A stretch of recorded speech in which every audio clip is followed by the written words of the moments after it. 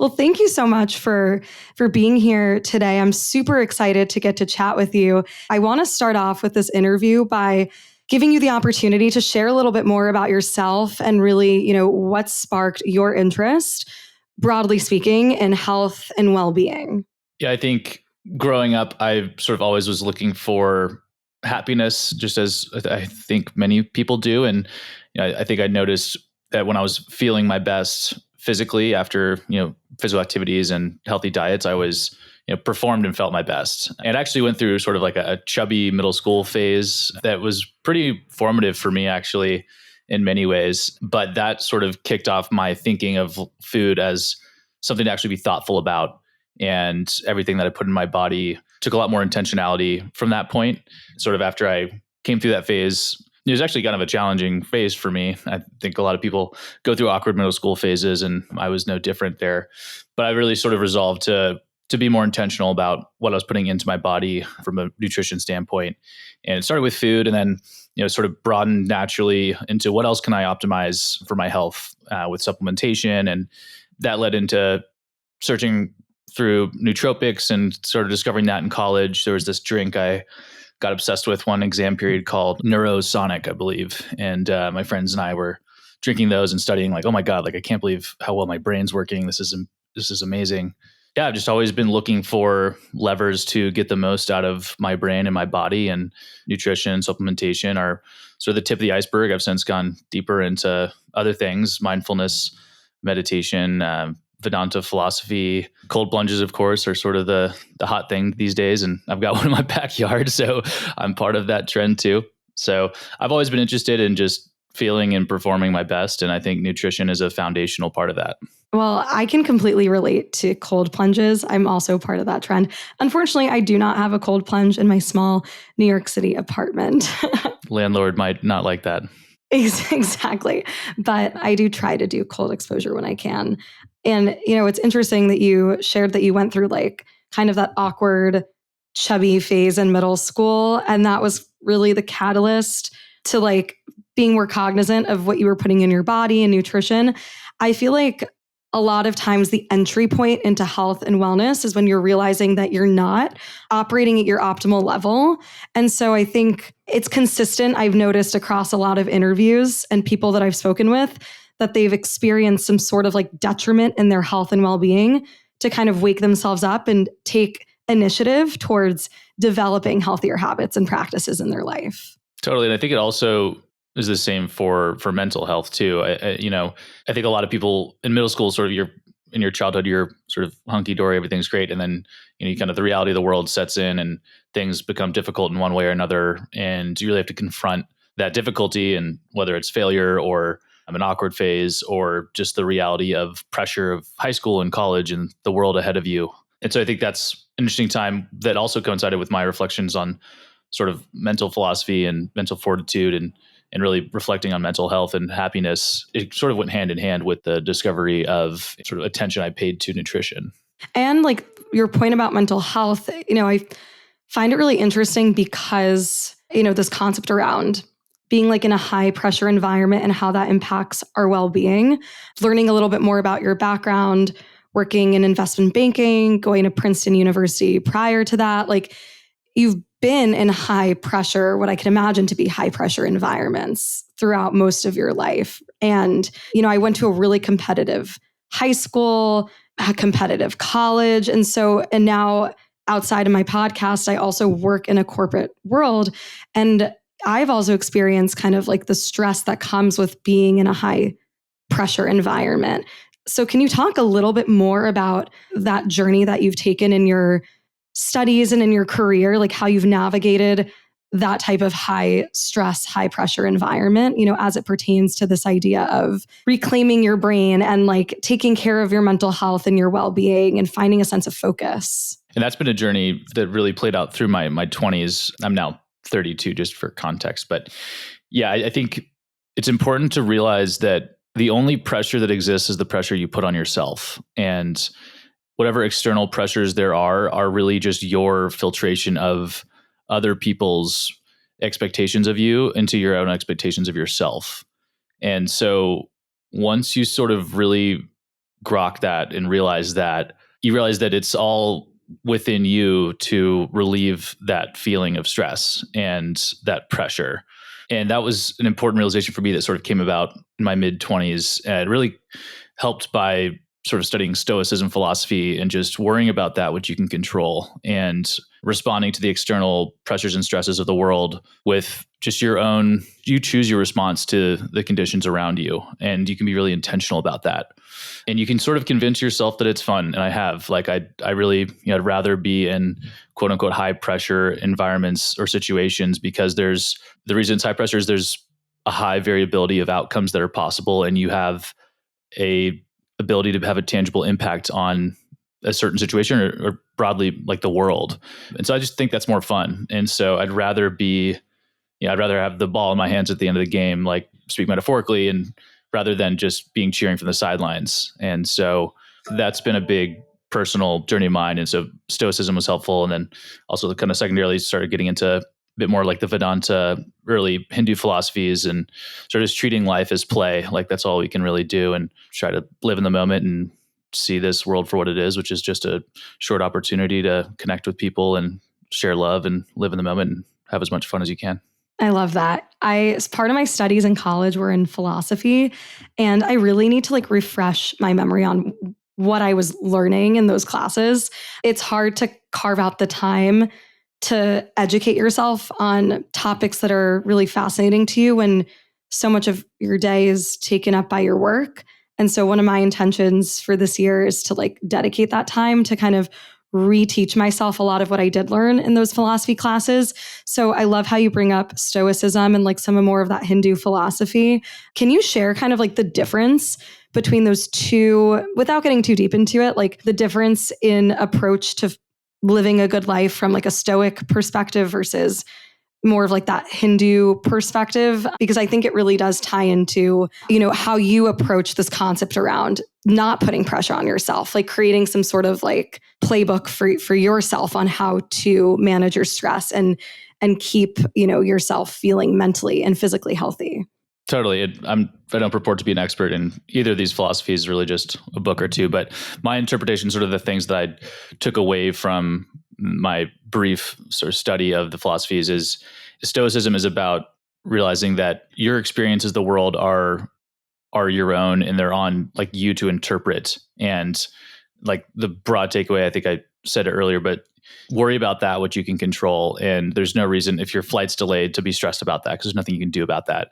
If there's something that you can do to affect an outcome, yes, you can be stressed about it, but use that as motivation to go take action and do something and really have high agency.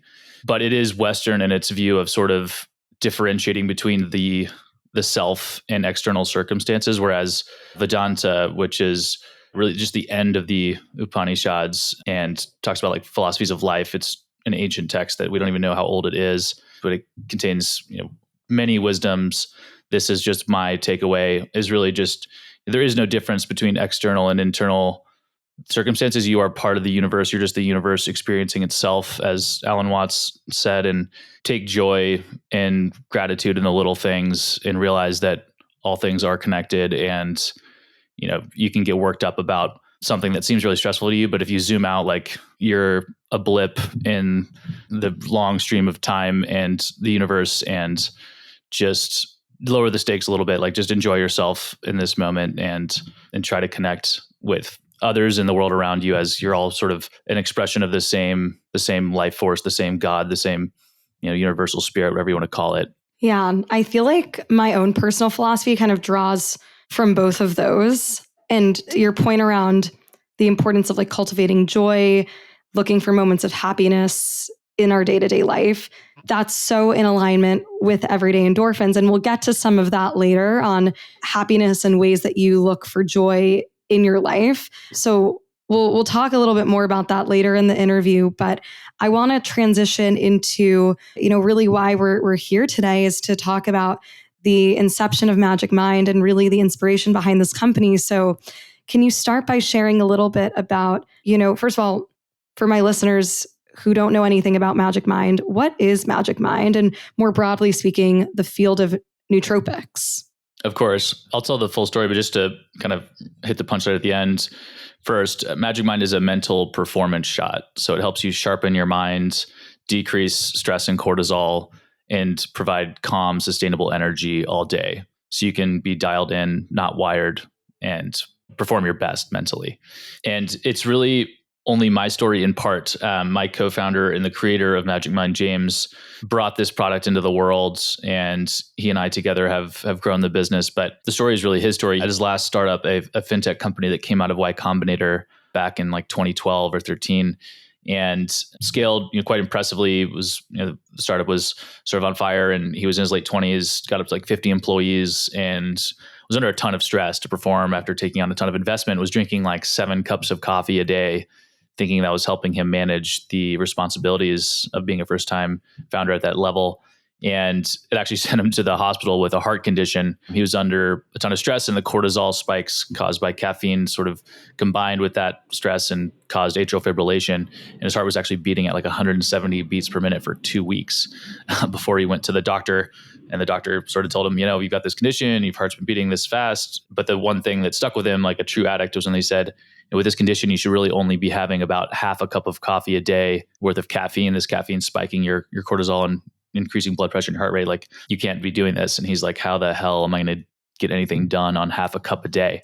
And the doctor's like, try green tea. It's got less caffeine and L-theanine, which will just extend your body's absorption of that caffeine. And that was sort of the light bulb moment of like, oh, okay, there's like other things you can combine with caffeine to get more out of your morning ritual experience. And James then sort of went off the deep end into the world of nootropics, adaptogens, functional mushrooms, actually wrote an Amazon best-selling book on the topic, and kind of became the nootropics guy in Silicon Valley. His company was bought by Airbnb, and he had pill bottles, powders on his desk, and people would come in sort of asking, what should I do to optimize my stack? What should I take? And he's like, here's my book. People are like, I'm not reading your book. It's really boring. Just tell me what to take. And he'd say, okay. So he had a Google spreadsheet called James's Magic Potion. It had his 12 favorite ingredients and Amazon links on where to buy it, dosages. And he just kind of sent it around. It went viral, quasi-viral in Airbnb and Y Combinator communities. He sort of left it at that, but then it wasn't until a co-op formed, first just a handful of friends who didn't want to mix it themselves at a commercial kitchen in San Jose. And then co-op went from like 7 people to 17 to 23. All of a sudden there's like 57 people in this co-op drinking James's Magic Potion every day, paying for it themselves with no involvement from James. And he was like, holy shit, I think this is product market fit, and like the world might need this. And so he built a brand around it, which became Magic Mind. And we launched in March of 2020, 4 years ago.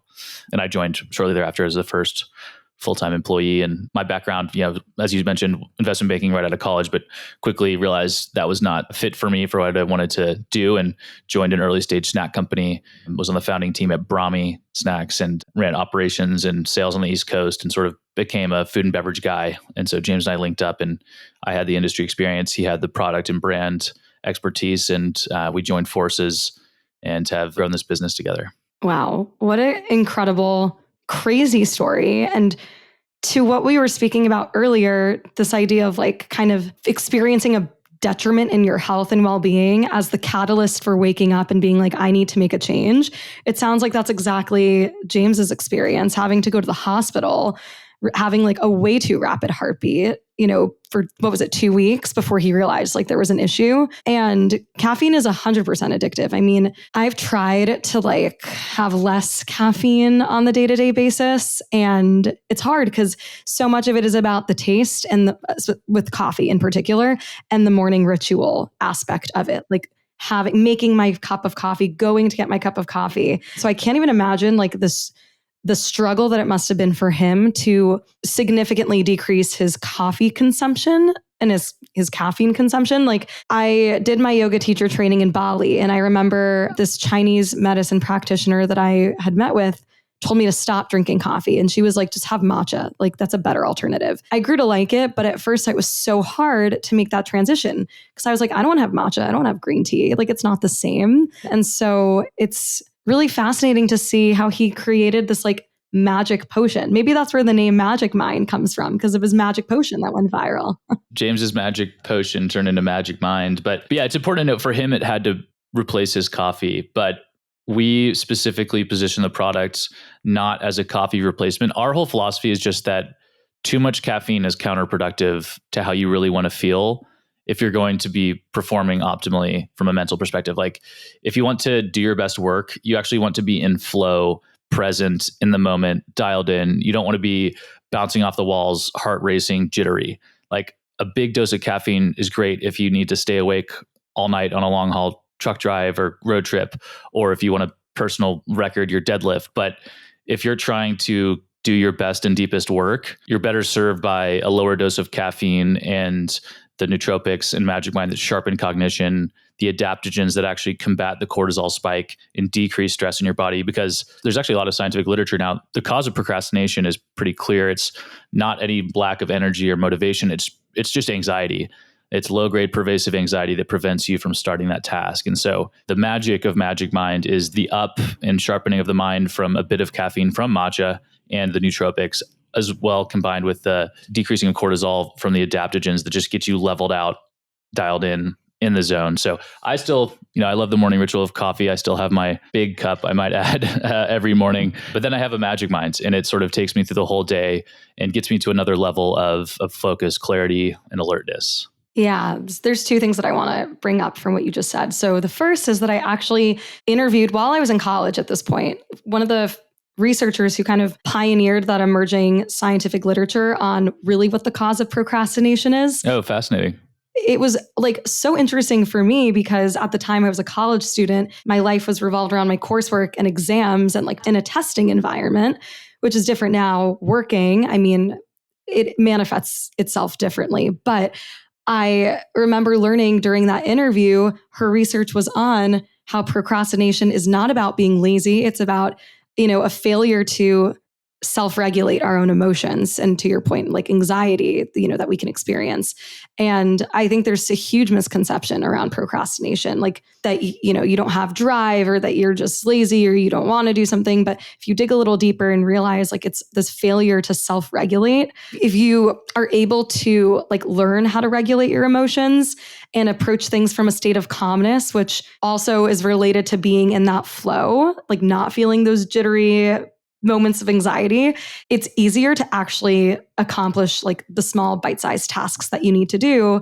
And then it breeds that feeling of self-efficacy because the more you're able to show yourself that you can do the tasks you set out to do, the more likely you're able to like see through those things and actually, reach your end goal or goals. So that was the first point that I wanted to make because, I did that interview a few years ago, but time and time again, I hear it kind of come up like that research around procrastination. And I feel like it permeates in so many areas of life. And then secondly, around this idea of flow state. So can you like talk a little bit more about the relationship between nootropics and like coming into that flow state and even like defining what it means to be in flow from your own research or perspective or, how you interpret what it means to be in flow when you're trying to get things done or work on a task? For sure. Just to touch on the first thing you said, I think it's really important. And you see the data around this younger generation and the rates of anxiety, reported anxiety kind of skyrocketing. It's going to lead to far more procrastination and further anxiety because of that.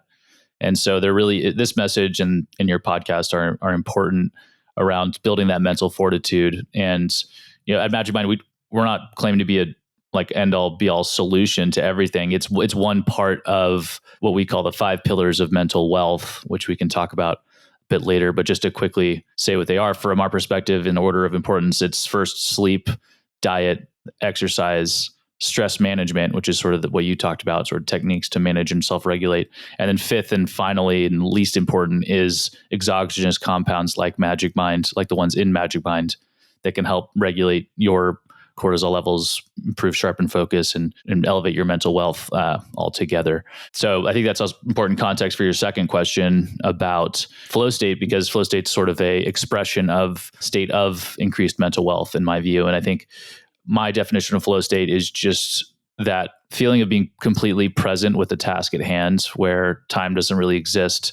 There are no distractions and you're one with the work that you're doing. And it's often talked about in creative pursuits, musicians, artists talk about flow state because that's sort of, you can't be creative without tapping into flow. But I think all of us, no matter what your job is, your favorite part of work are those moments of flow. And it's really hard to find it, increasingly harder and harder to find it this day and age when you have Slack popping on one screen, email inbox on another, and then your phone buzzing in your pocket. How are you supposed to find that space to even attempt to find flow? And so we combat that at Magic Mind. We actually have a no Slack policy, no messaging apps, period. We strictly use email, and responses are not expected immediately. It's like 24-hour expectation on responses in email.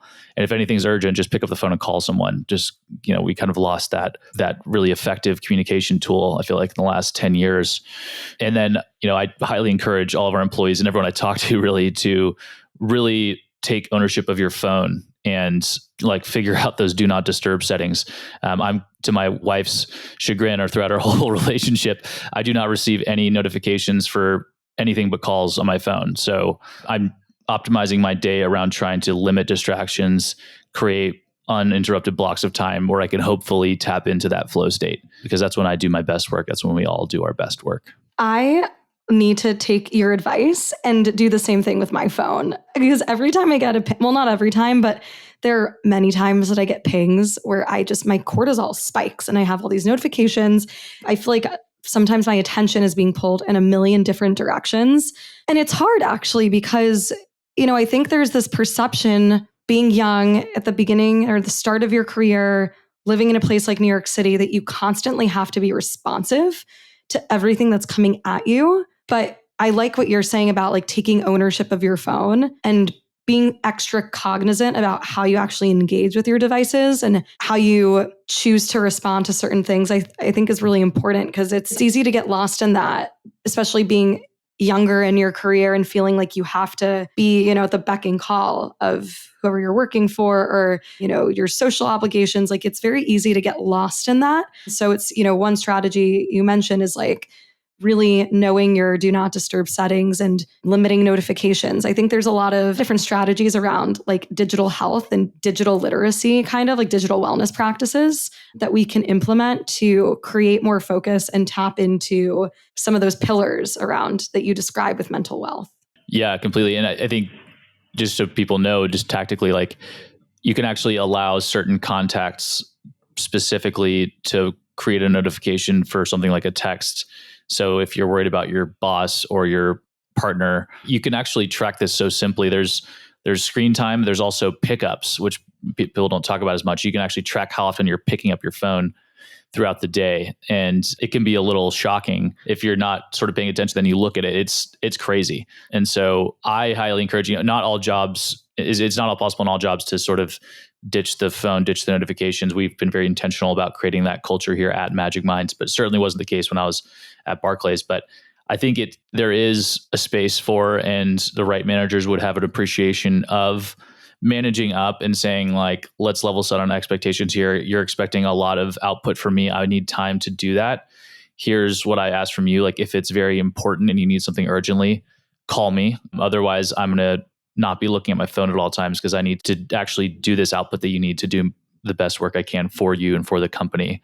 And so kind of taking ownership and managing up and setting expectations in collaboration with your manager instead of just taking them as gospel. I think, first of all, I think the manager would be like, wow, this is a very badass high agency person who's probably going to be my boss someday. I think it speaks highly of the person to take that initiative. And I think the right managers would appreciate that managing up and that communication. Yeah, I appreciate that advice. And also, I think what you're speaking towards more broadly is the importance of setting boundaries. And it can manifest in that particular instance, in a work environment. There's ways you can set personal boundaries. And I think boundaries in general are so important to help you. They play an important role in those different pillars that you're describing as well. You need to set boundaries so that you can have the right amount of sleep for your optimal performance. You need to learn how to set certain boundaries so that you can carve out time for exercise or mindful movement, whatever that looks like to you. And also, boundaries to make sure that you're putting in the right types of food and nutrition into your body to, the pillar on diet that you speak towards. So boundaries in general, I think, are really important. And I love that you described an example of one that you can set in a work environment, because I do think a lot of people that are around my age, and I'm like 24, so I'm a bit younger than you, like kind of right at the start of my career, speaking on behalf of other young adults in New York at the start of our careers. It is hard to strike that balance of like learning how to take that kind of agency and set those boundaries, but also like kind of putting your head down and just doing the work and like doing what's expected and more of you. But I want to get back to this definition around mental wealth. Can you talk a little bit more about this concept of mental wealth and how it can create, a healthier internal ecosystem in our minds? For sure. Yeah. So Magic Mind is a mental performance shot, but our mission is to elevate the world's mental wealth. And it's the definition of mental wealth is just reconceiving of the notion of mental health from something that's currently only talked about when it's followed by a third word, crisis, to something that's more akin to your physical health or your financial wealth.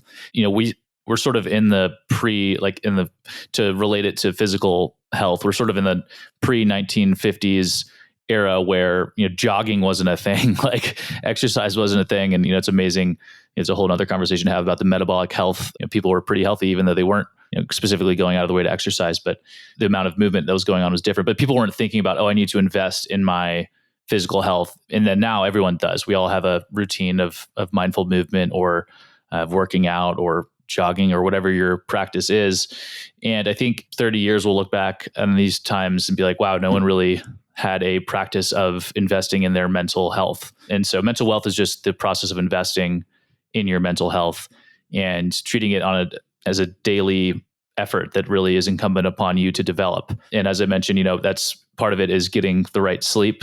And we sort of provide quick little suggestions or tidbits on all 5 of these pillars. I mean, there's books written, innumerable books on each of these pillars alone. So there's tons of philosophies out there, but just the key one on sleep is wake up at the same time every day.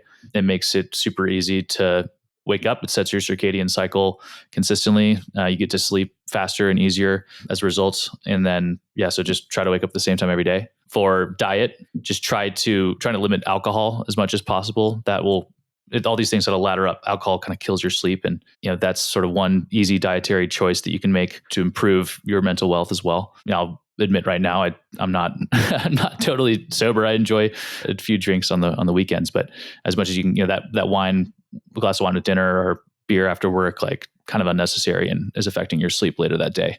And then exercise, that one's pretty easy. Just at least, 3 20-minute sessions of exercise a week at a minimum and movement. And that helps. And then stress management, we recommend gratitude journaling. It's super easy. I mean, meditation is great as well, but it's not easy to drop right into that deep practice. So gratitude journaling, super easy to do. And you cannot be anxious if you're feeling full gratitude in your heart.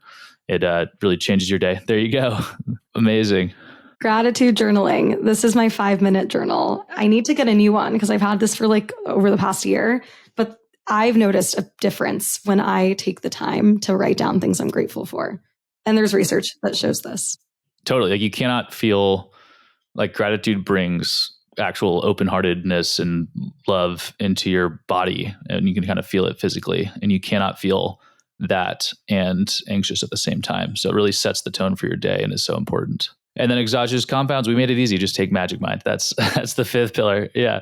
I think the concept or like framework around this idea of investing in your mental health as the mechanism to achieving mental wealth is a tangible way to look at it. And I think there's, the different strategies that you list are fantastic. And I stand by all of them for boosting your mental health. And I think a really crucial part of the equation as well, and it kind of can pop into like all of those pillars that you've spoken about, it's infusing joy in your life and finding a sense of purpose and happiness. So as we're transitioning here towards, the final part of our interview today, I want to ask you a few questions on how you define happiness. Does that differentiate from joy in your perspective? And, how your perspective on happiness has perhaps changed throughout the course of your life? Yeah, I used to look at happiness as a goal in and of itself and something to seek, and that, sadness or bad feelings were something to avoid. And I think that's a trap that many people fall into, particularly young people. And what it leads to is blocking out and shutting out the bad, expecting to just feel the good, but emotions don't work that way. You end up completely numbing yourself to both sides of the spectrum. And so it's not about maximizing happiness and minimizing sadness. It's really about opening yourself up to feel the full spectrum of emotions, but positioning yourself to feel as much peace as possible. I kind of borrow Naval Ravikant's definition of happiness, that happiness is just peace in motion. And when you have a quiet mind and a peaceful, open heart, there's a lot of joy that can and will trickle in if you just take time to notice the things around you and sort of live in the present moment. And so, yeah, I think, finding those moments of joy are super important. And it's as easy as marveling at the miracles, the small miracles around us. Even like the gratitude practice is good at kind of unveiling these daily things that you don't think about that are actually amazing. Like the wind. Like the other day, I was grateful for the wind. Like, imagine a world without wind. Like, what an oppressive, hellish earth. Yeah, exactly. It's like, just feeling the wind on your face on a brief walk and just feeling the joy of that experience. And like, I think the more you cultivate peace, which I sort of try to define as quiet mind and an open heart, those moments of joy will sort of naturally come to you more easily. Yeah, absolutely. One of my intentions for this year was to cultivate more inner peace.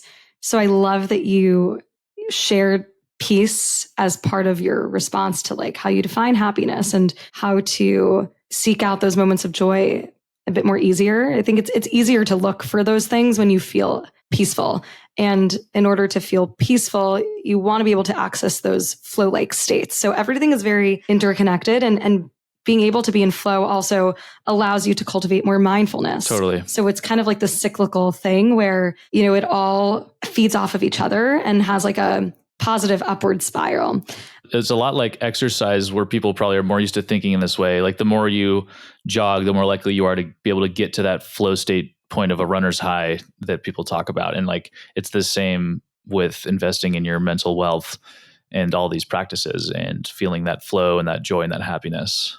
Exactly. It's like really just about the small steps that you can do consistently, I think. There's actually this really great book that I read in college for a creative writing class called The Book of Delights. I'm pretty sure that was the name, but I know it was by Ross Gay. And it's like a series of little essays about things that just bring him joy and make him really happy. And it's like very, very, very specific, kind of like what you said with reflecting on how wind was something you were grateful for. Like it's very, very small, specific details, moments in time, unique to him and his perspective on like what's brought him joy. And you may enjoy reading that book just based off our conversation. But for anyone who's listening out there, it's very refreshing to see really the series of delights that we can experience in life. And another way of saying that really is focusing on the endorphins, finding things that bring you joy in your day to day. So my final question for you, William, is exactly that. It's a question that I ask every guest that comes onto the podcast, the theme of the show, finding joy, finding moments of endorphins in our lives. So what is something that brings you a bit of endorphins every day? I think it's this. It's like looking into someone's eyes and having a conversation that goes beyond surface level and talks about deep things, and where you sort of learn something about the other person and hopefully something about the world. And, I thrive off of connection with other people. Maybe that's the extrovert in me, but it brings me a ton of endorphins. And I think like the biggest shame is just the sort of conversations that don't scratch more than just the bare surface level. And, whenever I can form a true connection in a conversation with someone, it brings me a ton of endorphins. So endorphins for the day checked off. And thank you for the amazing conversation.